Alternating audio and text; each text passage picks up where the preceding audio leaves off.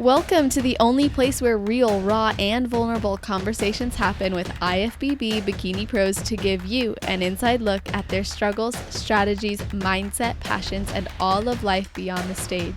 This podcast is made to inspire, motivate, and remind competitors and the average gym goer that even the most extreme lifestyles and elite athletes have their ups and downs. Thank you so much for tuning in today. I'm your host, Celeste Rains-Turk, and now it's time for the Confessions of a Bikini Pro podcast.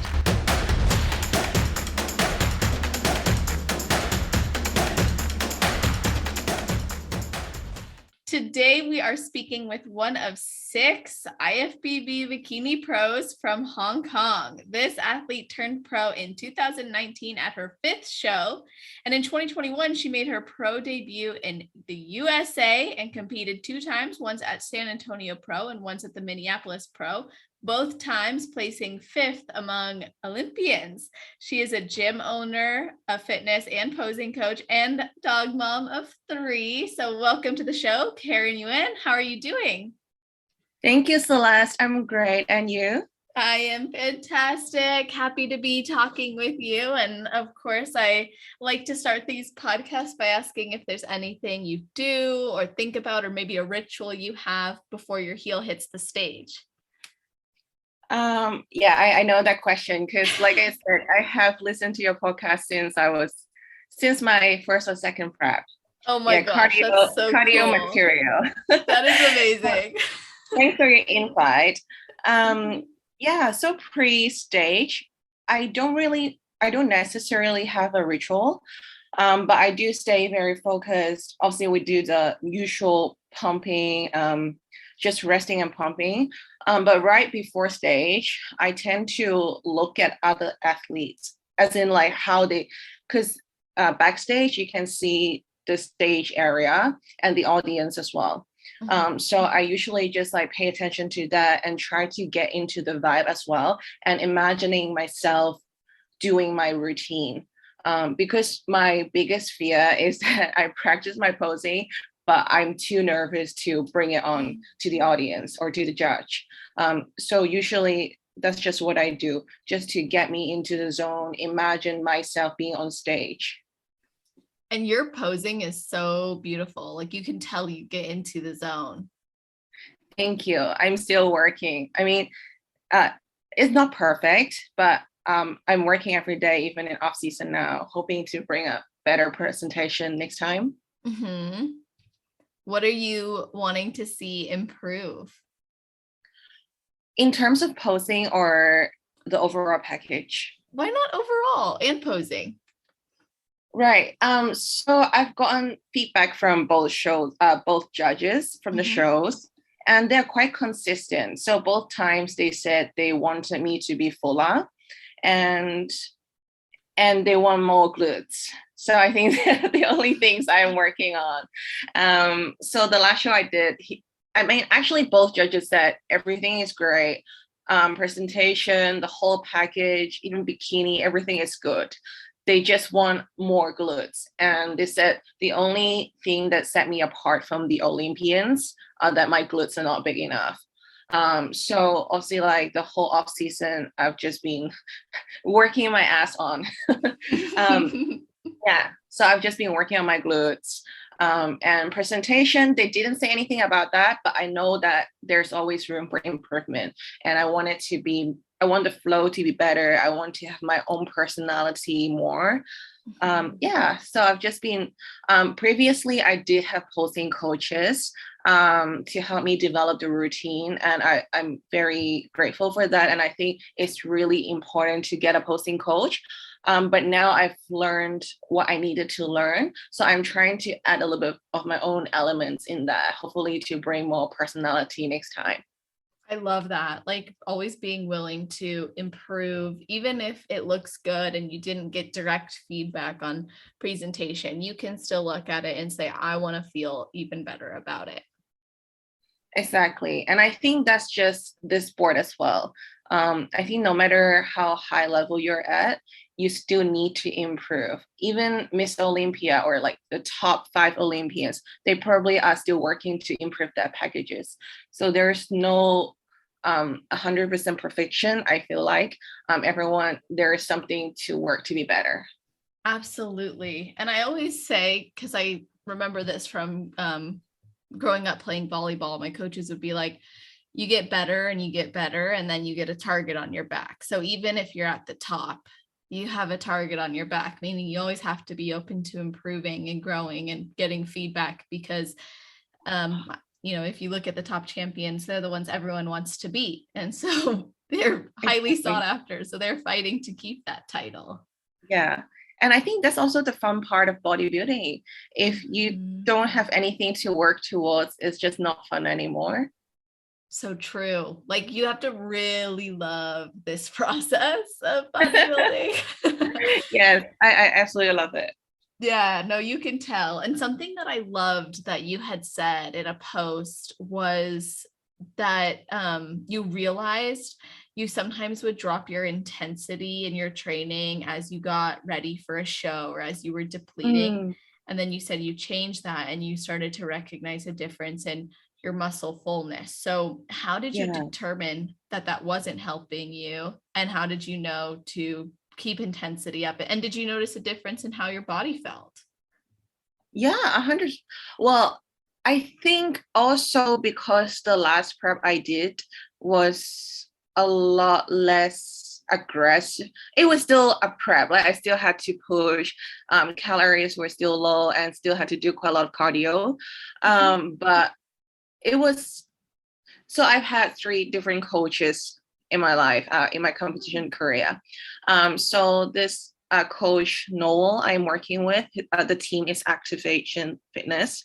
And I really like their approach, and they really pay attention to my body and they push me when needed. Whereas before, I've done really, really extreme preps where I felt like I couldn't perform in training sessions anymore. And I was constantly fatigued in the past. So it was just easy for me to say, okay, I can drop intensity because I'm 5 weeks out now. I'm 4 weeks out. I'm depleted. But the last prep, my pro debut prep, I just felt so much better. My energy was high, and motivation was there. So I just realized, okay, I really wanted to give my all. So when I trained, I just decided that let's just see what happens when I keep the intensity up. But yeah, it paid off. My muscles were so much fuller than all my previous competitions, even if I had to drop calories or do cardio. So I think, I recommend everyone to just keep training intensity high throughout prep. Don't drop intensity if you want to keep your muscles. Yeah. And I noticed that in your stage photos, by the way. Like, I was looking at them and I was like, wow, you can really see that difference.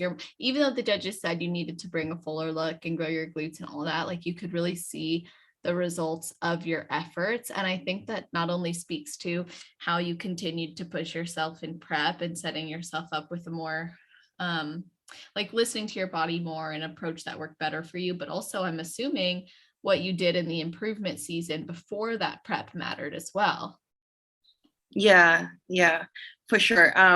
Actually, it's really true, because before this last prep, it was actually my first proper improvement season, where I followed a training program religiously and a diet plan religiously. Also, like with the diet off season, there are more flexibilities. I can switch macros if I wanted, but there was no like regular cheat meals, cheat days. I switched my mindset a little bit. I don't like to use the word cheat meal or cheat days. I try to incorporate the food in my macros.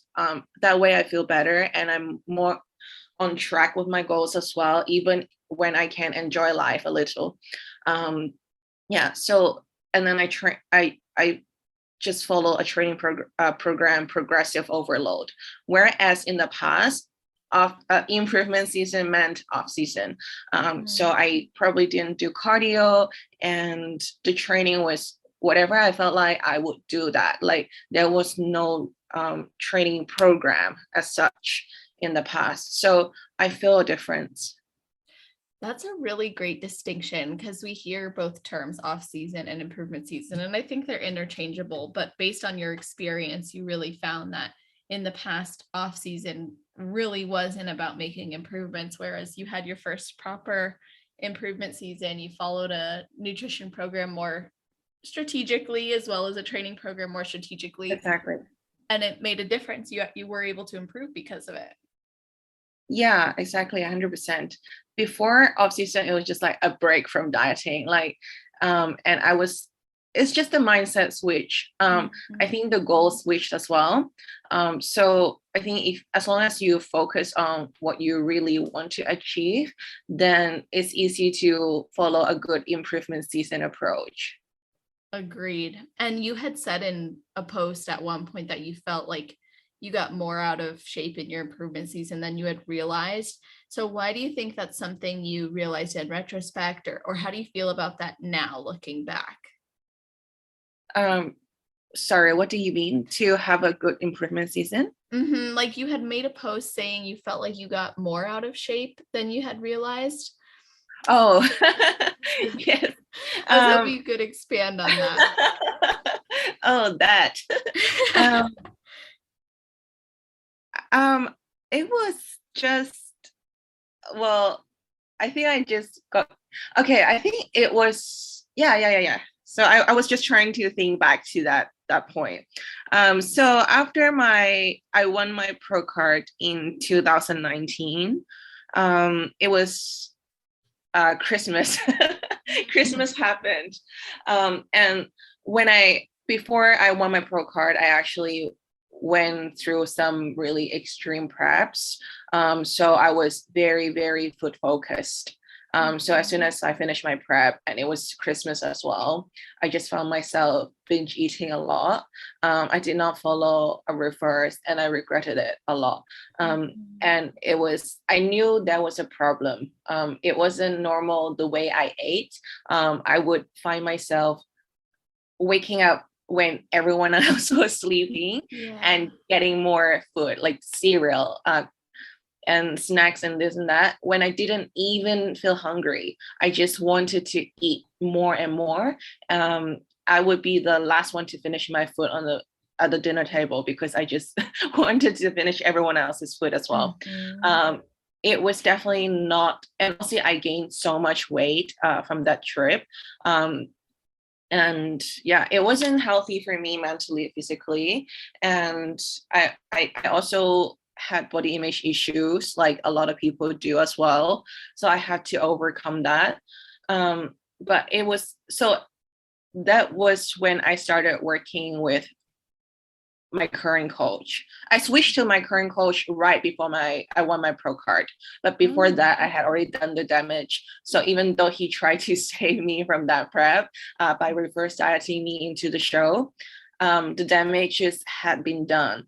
So I still had a lot of issues with eating. So after I gained a lot of weight, probably, I believe I gained maybe around 15 kg from stage weight.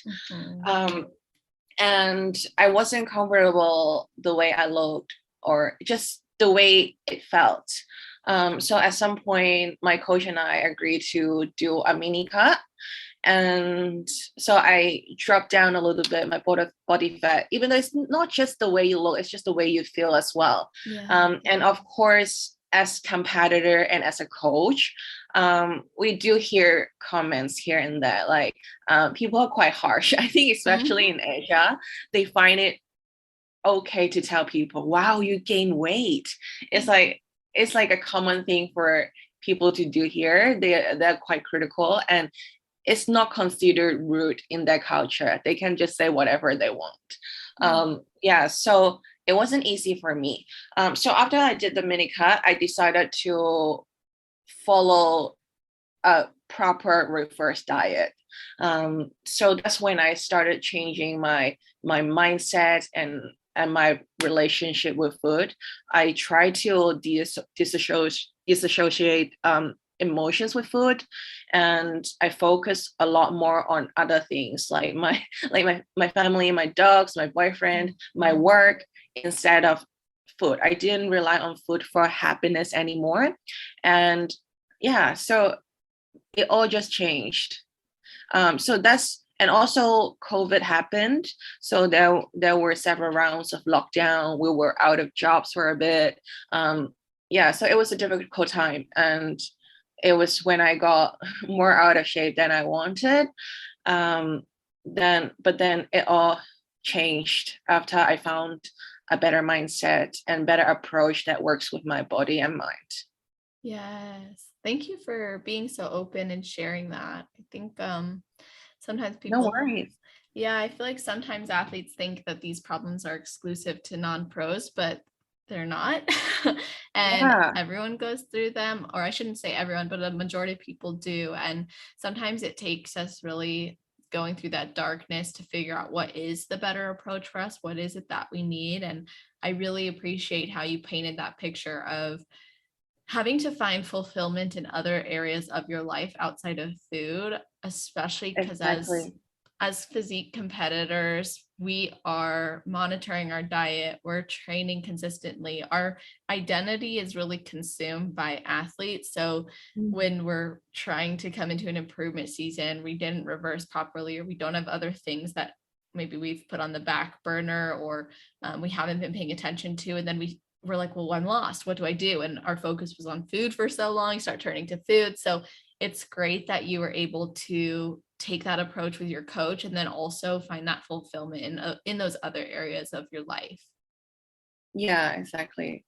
A lot of my clients also have struggled with eating habits before. So I just try to share the same message to them. Try not to focus on food and try to find other things that make you happy. I think, of course, like as a lifestyle or as a have balanced lifestyle, you should be able to enjoy food when you want.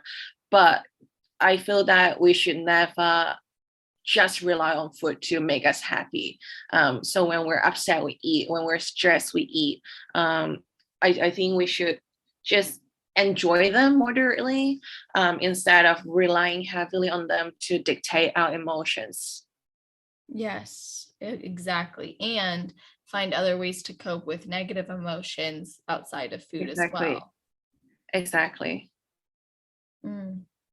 So a lot has changed for you. You changed your mentality around food. You changed your mentality around life. You started training more intently, and eating differently as well. You said you worked with multiple coaches before finding this coach. How did your approach vary? And do you feel like you're in an approach that's going to be more sustainable for you long term now? Yes, 100%. When I work with my coach now, sometimes I love prep. It's my boyfriend finds it so weird when I say I love prep. Because I even also, like I said, we all have to push through, we all have had to struggle a little bit throughout prep. That's just the process, right? But everything is supported with something, like he would only push me when he needed to, and it comes with a reason. And my coach does really care about my health, like the female hormones as well. So that's a good thing. And he does pay attention to me. He knows who I am, and he knows my goals. He wants to help me achieve my goals as well. Whereas and also his approach is, I find, is more sustainable and is more health focused, and he respects my opinion as well. So I feel like we are a team where I can have my input as well, and he would take it into consideration. Of course, he's my coach, so at the end of the day, he's the one making the decision what I should be doing, but he does listen to me, which I find very refreshing. Because in the past I have worked with a coach from overseas, and the approach is completely different. Of course, I did learn a lot from them as well, but I didn't quite get the personalization of my plan. I felt that he probably didn't didn't remember who I was even to right before my show. And that was one thing that quite bugged me, was that when I paid for my last coach, the next day he sent me a nutrition plan, and it was like very, very low in calories, like probably half of what I was eating. Oh, wow. I think before I started with him, I had already started a prep. Like I had already started prep for 1 week or so, but I was maintaining around 2,000 calories, doing minimal cardio, and then after I paid him, the next day he sent me a diet plan with probably 1,000 calories and 60 minutes cardio a day. So which is fine. Like I don't mind pushing, but I wanted to understand the logic and why I had to start that at 14 weeks out. And then I asked him, do you want to see my previous plan that I started on and what I was maintaining at? And he was just like, no. He just didn't want to see it. So it was a bad start. And I just felt that he didn't quite care about my health. And at some point, it was the most extreme prep I've ever done. And at some point, I think my body just broke. It stopped responding.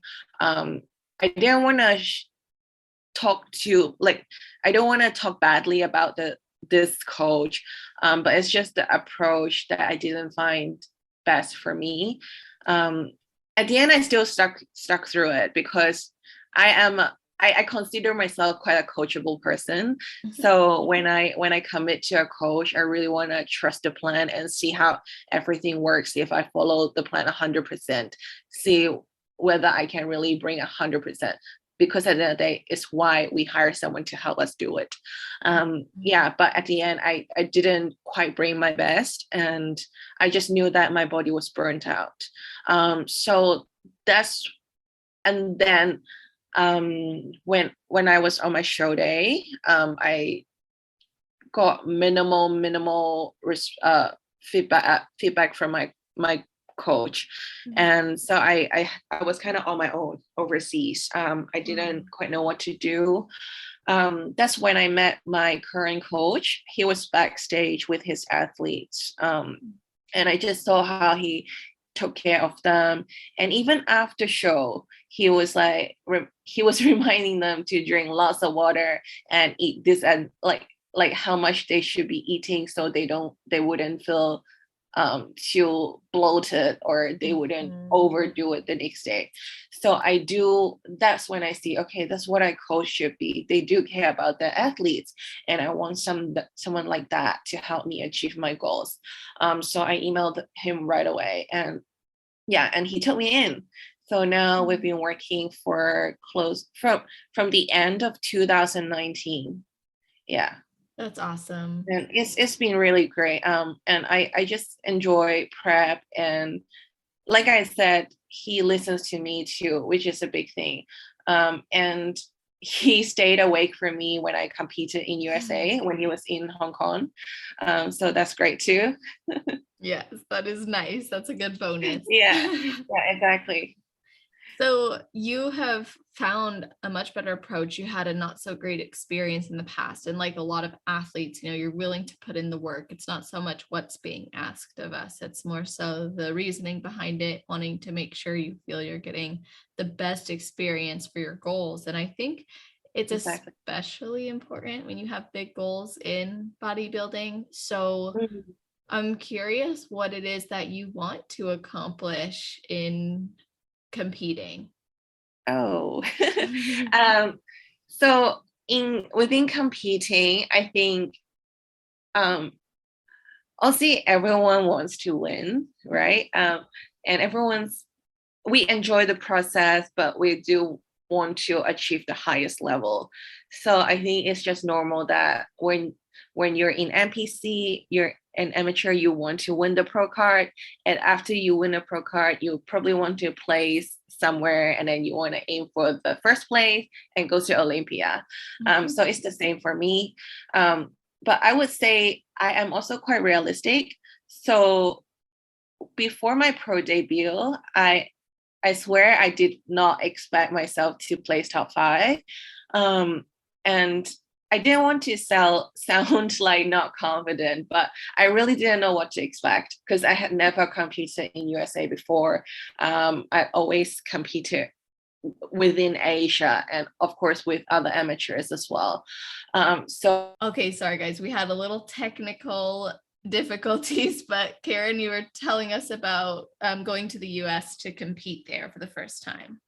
Yeah, thank you, Celeste. So when I competed in US for the first time, I really did not know what to expect. So I tried to manage my own expectation. I didn't want to disappoint anyone else as well, even though I did it for myself. But at the end of the day, no matter how good you think you look, you just don't know until you step on stage with someone else and also get judges' feedback too. So my expectations going into the show was not high. I wanted to just learn. I wanted to get feedback so I can be a better IFBB athlete. And I remember telling my boyfriend, my friends, I would be happy to place top 10 or be in second call out. So that was my goal going into the show. But as I was there, my motivation was getting higher and higher. And of course, deep down, I wanted to win, but I didn't want to say it out loud. I know some people have a different mindset. They just tell people they want to win. They want to, and that's their only goal. And I admire that as well. But for me, I just wanted to be realistic. I wasn't sure where I was at, so I wouldn't be so confident until I step on stage with these people, these athletes. So after first show, I thought, oh wow, I placed top 5. So of course next show, and finally I knew I belonged to the stage. It was actually very rewarding, and it's a little accomplishment within myself as well. Because this is not related to the question, but we're talking about raw feelings here. Yes. So I'll share mine. So after I won my pro card, of course I think when you enter competitions, you just have to understand probably not everyone would agree with the placing all the time. So when I won my pro card, of course, there are a lot of people that supported me and thought I deserved to win. But I knew that there were little noises saying that I probably should not have won. So that played in my head and had affected me.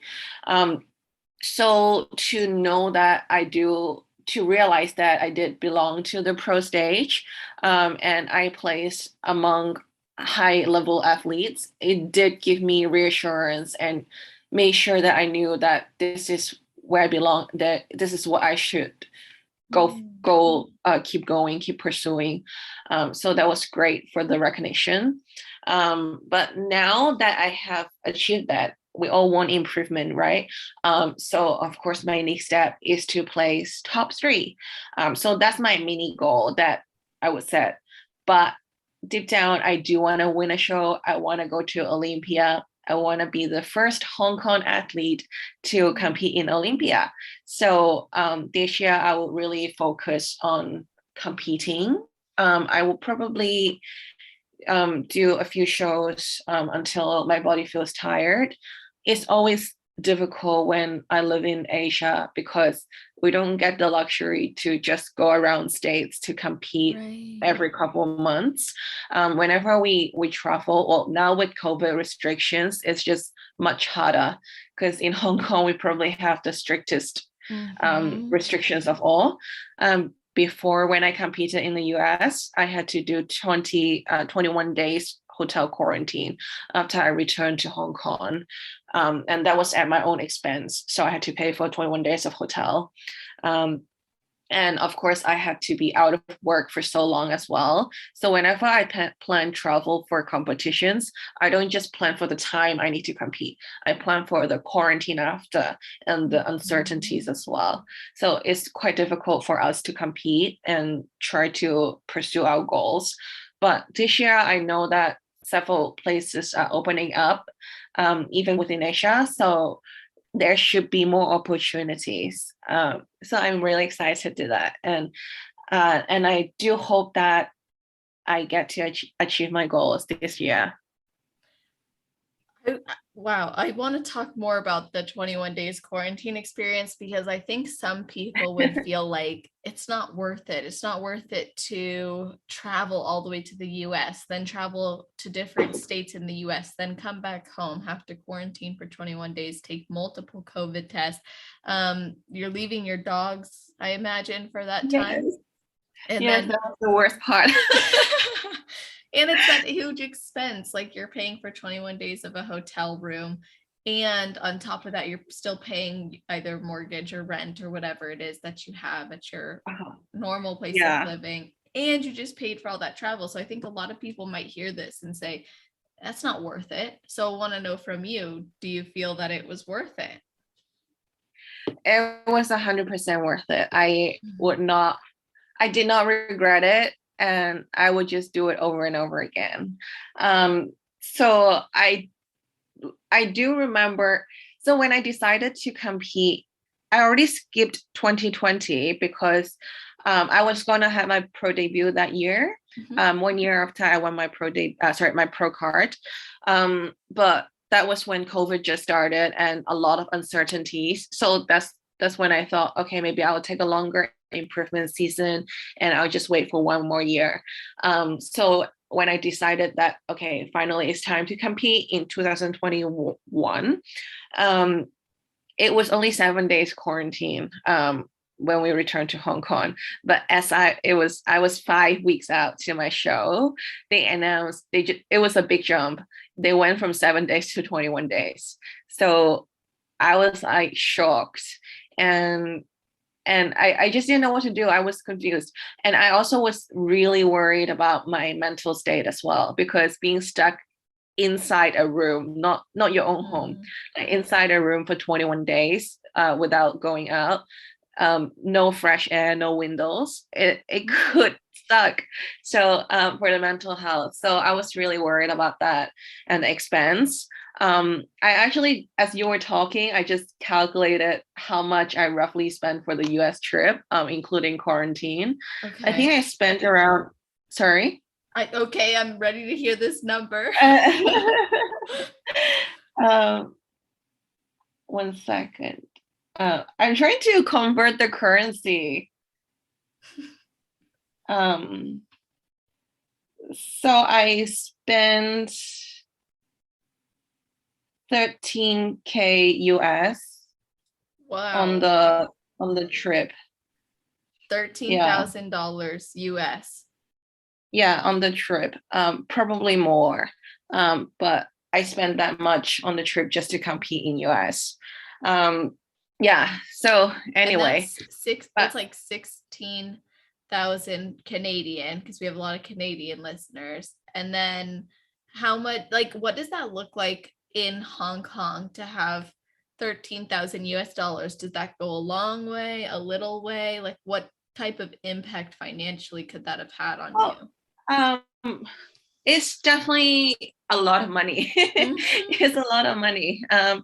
But I have also I've got savings. I've worked hard, and also we just haven't been traveling, so I haven't spent much money. Yeah. So, and I am the type that I am willing to spend money on things that would give me lifetime memories. Yeah. So I think it was a good investment, and I just had to do it because I didn't want to wait for another year. I'm 30 now, and I just feel like I don't want to keep waiting for another year to achieve my goals, to chase my dreams. And imagine if I waited again in 2021, because now the restrictions are still bad in Hong Kong. So am I going to wait for another year? So I just felt like it had to be the time. I didn't want to stop my life because of the whole pandemic thing, I wanted to still chase my dream.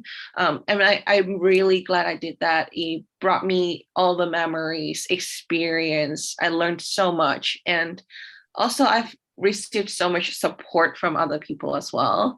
So I think that, because that was when no one was willing to travel, like with 21 days quarantine. And I was probably one of the two bodybuilders that would go overseas to compete that year. So we got quite a lot of attention on us and a lot of support. Even people that I didn't know, or people that were not even into bodybuilding, they're just normal office people, they would message me like, Karen, I've been following your journey. Please share more about your stage time, your show day. We want to hear about it. We're in it with you. So that's really cool. But yeah, that's actually one of my competition goals as well, because I don't just want to do it for myself. I want to be able to inspire people. I really want to be able to inspire people. That last prep I did, I just didn't realize the impact I had given to other people as well. And I want to continue to do that. And I think with great achievements and with all the competition experience, I will be able to expand my platform and reach out to more people to help them, inspire them. I love that. And you're definitely doing that. And not just in the things you've shared with us here, but just the way that you act and show up in your life is a great example as well. And that type of commitment to your dreams and your sport is inspiring, right? Being able to show up every day, even expenses considered or doubts considered, or what other people might have said after you won your pro card, and you did that for you, and you proved to yourself that it was worth it every step of the way. The process, you love it, so why not do it? Yeah, And I love it. I think that's so cool. Yeah, I told my coach, because now the quarantine so far is 7 days again in Hong Kong. And we also don't want it to go backwards and go back to 21 days. But I did tell my coach that even if it's 21 days again, I would still compete this year. Like I said, I just can't stop chasing my dreams. I think life is too short. And I was actually thinking about that because for me, I always live with this mindset. I always want to say yes to opportunities. I don't want to miss out any chances that I could have, because you never know what would happen the next day. And I think this applies to a lot of things in life, not just competition, of course, just to spend more time with your family, your loved ones, and just be nice to people, do the things that you want to do, because you never know what could happen, right? But then also to maybe some listeners that are considering to compete but haven't done it, do it. Like, I think don't hesitate, don't just be confident in yourself, but just try to enjoy the process. Because I know a lot of people, they might think they are not ready for stage yet, so they want to wait a little bit, which I think also is a smart approach. You want to build more. At the end of the day, it's a bodybuilding, right? So you want to build more before you step on stage, but there is never really a perfect time. So I think if it's really on your bucket list and it's your dream to compete, then don't be scared to do that. Yes, I love that advice. That's so true. And I know we're coming up on time, and I had some things I wanted to ask you about regarding like your experience and your gym and all that. So maybe I don't know, I don't want to make you feel pressured, like we're going to go through these quick, but I would love to ask, how did you get a treadmill and weights in your hotel room? Well, in Hong Kong, people are smart. They develop their business so quickly. So now there are companies that set up just to help people through quarantine. So they would rent out treadmill, dumbbells and stuff to your hotel room. And it's a really easy process. Of course, it's an additional charge, but it was worth it. Again, of course, for me, fitness is a big part of my life. So I just needed it. It's a necessity for me. But I also think it's for mental health as well. Like I said, being stuck in a room, hotel room, the biggest hotel room you get probably 50 square meter. So it's like, it's not nice to be there for 21 days without opening the window at all. So having something to do, having a routine definitely kept my mindset in check. So, and thankfully I did it with my boyfriend. Kudos to him for deciding to come with me to the US. He actually wasn't going to come because of the quarantine, but midway through, he decided to come here to support me. So we got to do quarantine together, and it actually wasn't too hard. I think we were the only people that said we didn't hate the quarantine at the end. But I think we found our way. We found a routine that worked as well, so it's good. Yeah, I was curious about the routine and also just traveling. Like you went to the US, you stayed there for a while to compete, and then you came back and you had to stay in that hotel room. So this is a different environment than, you know, what you're comfortable with at your home. So how did you make every environment you stayed in more comfortable or more conducive to your goals? I think just make preparation. 100%. It's just preparation, mindset. But like let's say the hotel I stayed in before competition, of course I had to find somewhere that is close to competition, venue, close to gym, and close to grocery store. So I did, even though I didn't know the areas I was staying in, I didn't know San Antonio, I've never been there, but I did a lot of research. I looked up the surroundings, I asked people, and yeah, so a lot of planning and making sure that I get cooking facilities as well. Yeah, so I did all the planning. So that was just easy. And mindset, of course, when I was before my competition, my mind was just set on the goal, on the prize. So not so much like sightseeing or anything. I just wanted to get my tasks done every day, repeat, and then compete. So it was easy to just stay focused and had a good mindset. Then after I returned here, I planned my quarantine hotel months in advance. I just had to make sure I had a big enough room. I had a big window so I could stay mentally healthy as well. I had a view that I can look at, and I looked up different meal prepping options or even self-cooking facilities in a hotel room, what worked, what didn't, and grocery ordering, treadmill, dumbbell, and I planned to list of things to do every day. So I had a routine. I would wake up at 4, I train, and then breakfast, and I got my work time, Netflix time, and podcast time. So every day, when you have a routine, you feel way more productive. There wasn't a day I felt like it was wasted. So I think just always have a routine, have a mini goal of the day. I still got my 10K steps every day, and I got my 5 times a week weight training sessions as well. So yeah, so I think just no matter where you go or what you have to do, just have prepare and then have a routine, then things should be easier.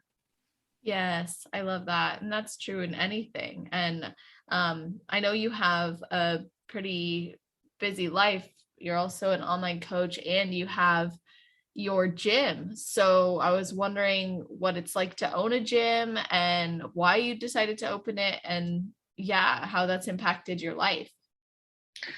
Yeah, that's a great question. So I have been a fitness coach for a few years, my boyfriend as well.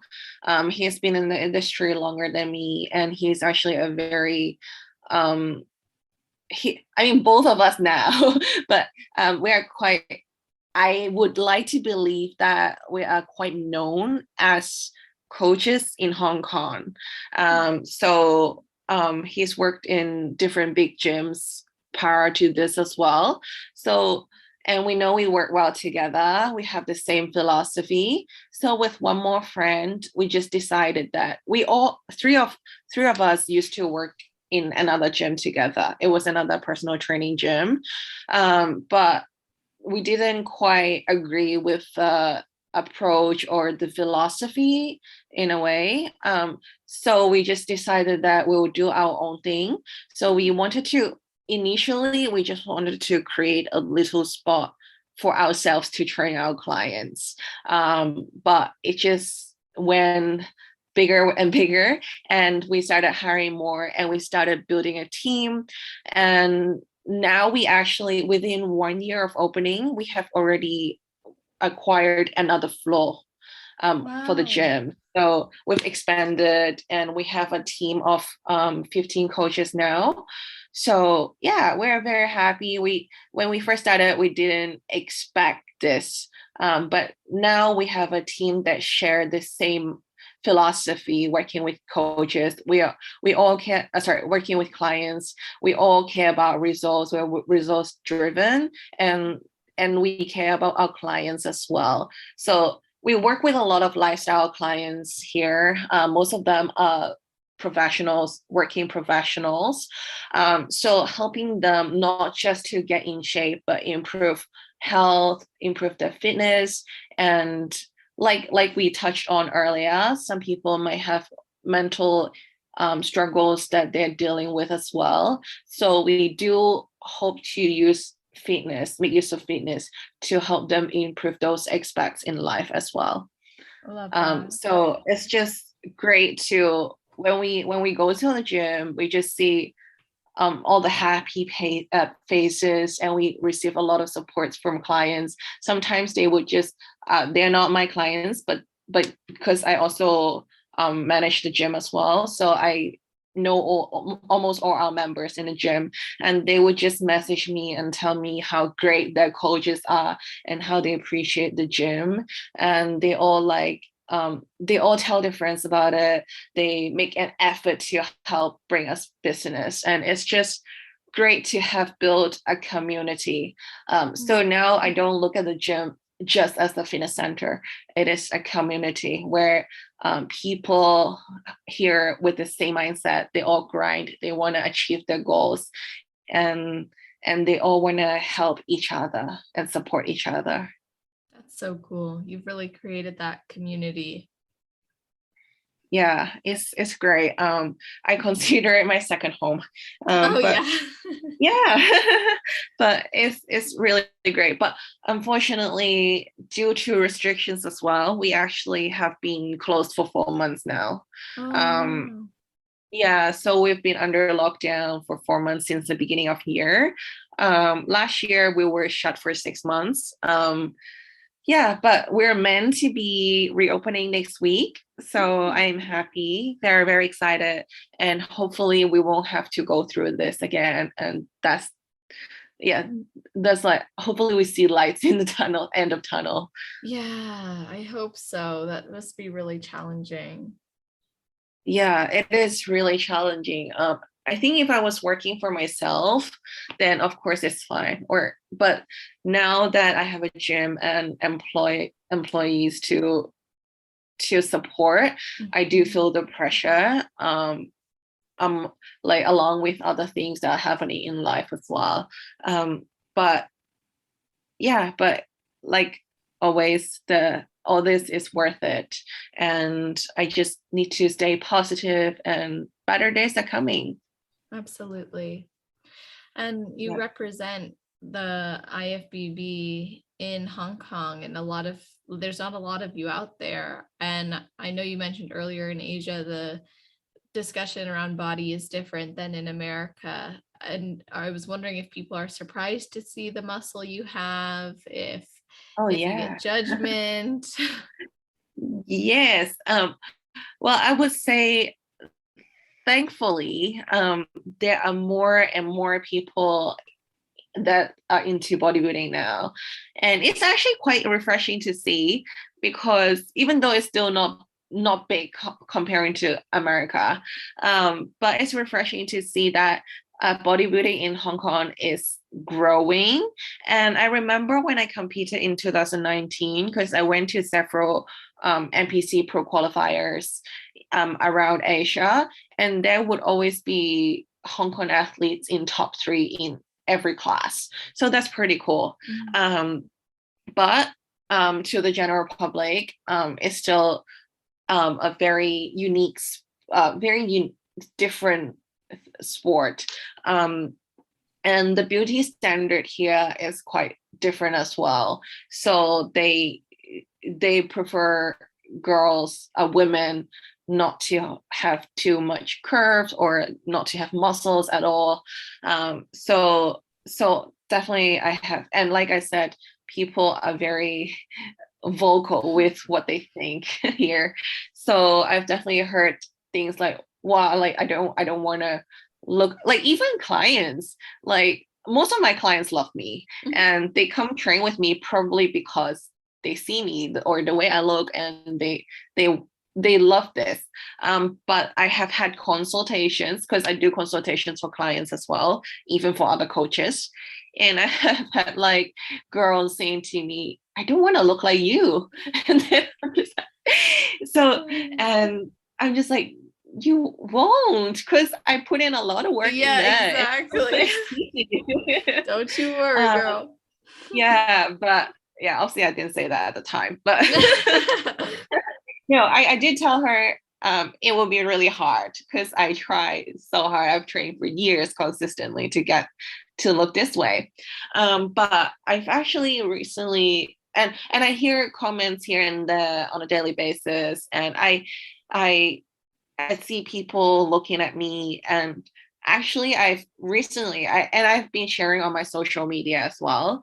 I don't know if it is to do with the way I look or whether I have muscles or not, but I've had people taking photos of me on the street without asking me. Oh, wow. And that's like, and I've caught them a lot of times, because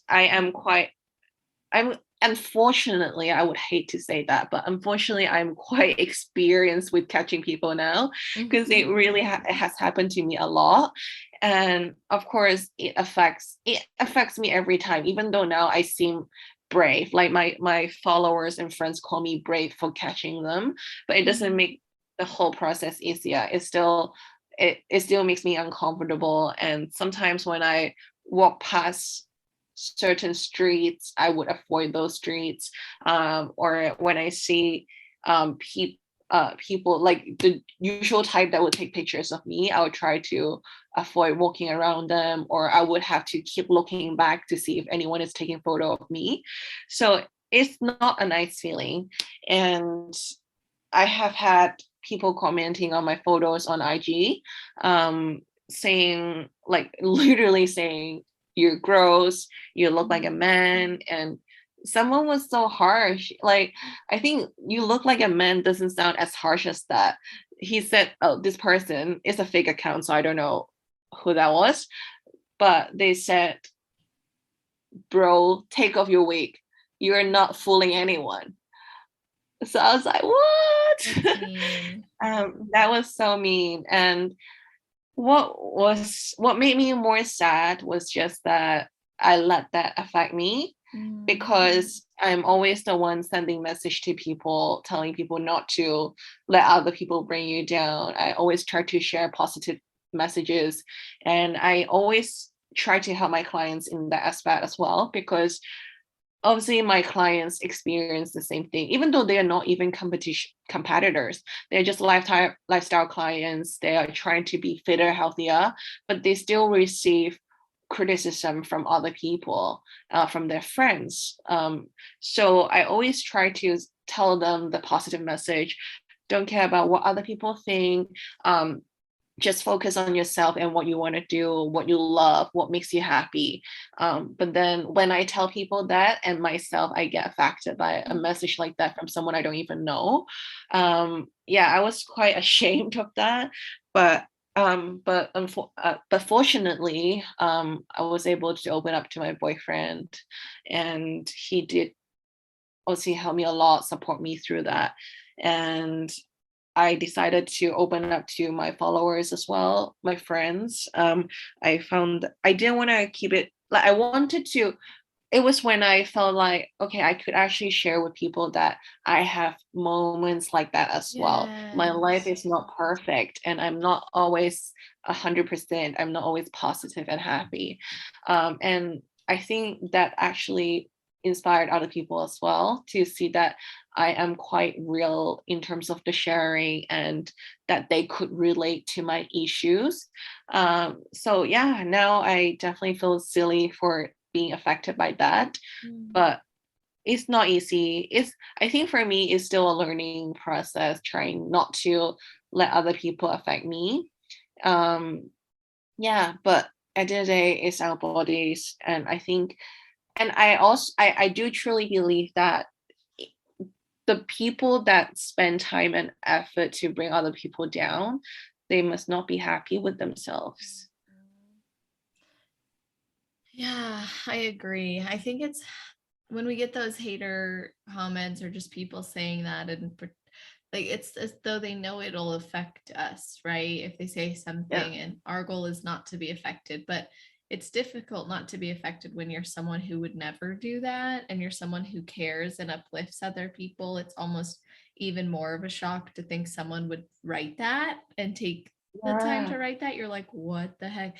And since you always have really pure and good and kind intentions, it definitely hurts more because you want to be seen for who you are, not judged for by someone who doesn't even know you or take the time to know you. So that is Yeah. challenging. Yeah, it is indeed. I'm glad you shared that. It's nice, it's really important that people know not every day for everybody is perfect, because sometimes we could get caught up in our own shit that we forget other people have it too. Yeah. And just So always be kind to people because you never know what other people are going through. exactly. It impacts, like, the experiences you've had impact your approach as a coach, as a friend, as a stranger. It makes a difference because you've been through a lot of it. Yeah, for sure. Mm. Well, I feel like I could talk to you even longer. I'd love to keep going, but I want to respect your time. And you shared your best advice for those who haven't competed earlier. You said, do it, just do it, enjoy the process, go for it, because there's never going to be a perfect time. What's your best advice for the athletes on their road to pro? My best advice, I think, is to, sorry for the pause because I'm actually having a deep thinking about I that. like that. It's Uh, okay. I think the best advice is to really take feedback and criticism. It's I think take feedback and see what you need to improve on, because I see a lot of athletes trying to do the same thing over and over again and without trying to improve and trying to get a pro card. And of course consistency is also good, but if there is something to improve, or if the judge has said something, given you feedback to help you grow as an athlete, I think definitely take that advice and work on it, and then stay consistent, keep showing up. um, I think if you put in your hard work and if you're dedicated, your time will come and you will definitely get it. But just when, like, everything happens for a reason, so when you by any chance miss the opportunity this time, don't give up and don't just blame other factors as well. Look at why you might not have done as well as the person that have won. Maybe there's room to improve, because like I said earlier, no matter what level you're at in this sport, there's always room to be better. So just keep improving your package and keep working hard. Don't give up on your dreams. Love that. Yes. Say yes to your dream life, like you were saying earlier. I love that. Yeah. So thank you so much for your time today, Celeste. you're so welcome. This was my pleasure completely. I wish that we had even more time. It was so great getting to know you, and I'd love for everybody to be able to continue this conversation with you. So can you let them know how they can find you, connect with you, and maybe even work with you? Of course. So I'm only active on my Instagram. So my IG handle is Karen Fit, KarenFit.IFBB Pro. So I'll be competing this year as well. I'll be sharing my journey. So hopefully some of you will just follow my page to see my sharing. And if you want to ask me any questions, or if you want to get started with me with coaching, you can send me a DM and I'll reply you. Awesome. Oh, yay. I will put all of that in the show notes. You guys, that's always at celestial.fit/podcast. Karen's episode is going to be at the very top of the page. Of course, if you're listening in the far future after its release, scroll down to the category section where it's all alphabetized and you can find Karen's name. You'll not only see how you can connect and work with her, you're also going to see episode timestamps, a summary of the episode, and a list of all the topics covered. So you can always revisit the episode or share it with friends, teammates, other people considering getting into the sport, and let them know, this is a great episode and here's why. So appreciate you all listening. And Karen, I appreciate your time. I appreciate your time as well. Thank you for doing this. And thanks for the invite. You're welcome. Have a wonderful rest of your day. And I hope to everybody listening, I hope you all have an amazing rest of your days, no matter where you are in the world.